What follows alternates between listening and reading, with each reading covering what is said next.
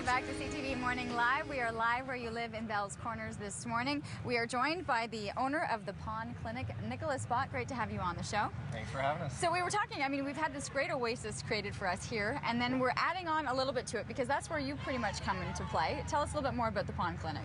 Well, what we are is we're water gardening experts. So we help people put all elements of water in their landscape. So ponds, swimming ponds, natural spas, waterfalls, rills.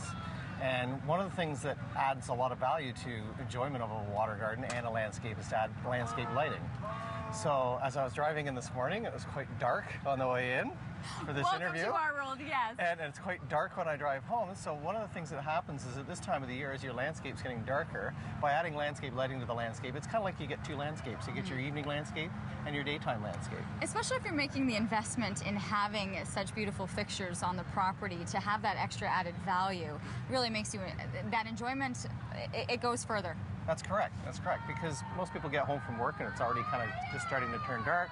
By the time you get the dishes done, the kids to bed, you can sit out by the pond or your landscape and enjoy the landscape in the evening hours. We're looking at some beautiful photos right now. Can you go, I guess you can go small or you can go pretty big in terms of your lighting projects? Yes, it all depends on the size of your landscape and what elements you want to light in the landscape.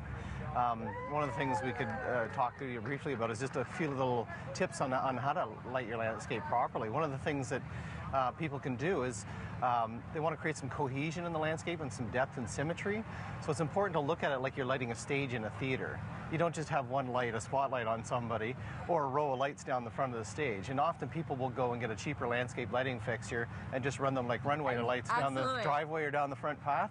What you want to do is you want to create it so it's leading you through the landscape with path lighting such as fixtures like these. And then you want to create focal points with projector type lights like these, either in tree lighting, creating a moonlighting effect, or you can even uplight trees and certain elements within the landscape. I think I've seen that more often is on the sides of the homes when you got beautiful shrubs and flowers in the front, that you'd have something like this shooting up. Is that right? That's correct. And it's important on larger shrubs and trees to add more than one light fixture so you can actually get some depth within the landscape.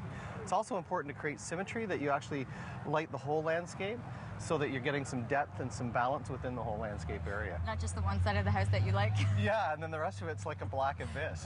Now, and the one thing that you brought too is these ones go underneath. These are for the water. Yeah, these are a real neat product. They're actually an underwater light, so they can stay under, and they're an LED, so they're very low wattage, low energy consumption, and they all come together with little quick couplers and little mini transformers, so any homeowner could actually put these together with little couplers and just link them all together within the landscape without even having any wiring knowledge or have to be a certified electrician to put them in.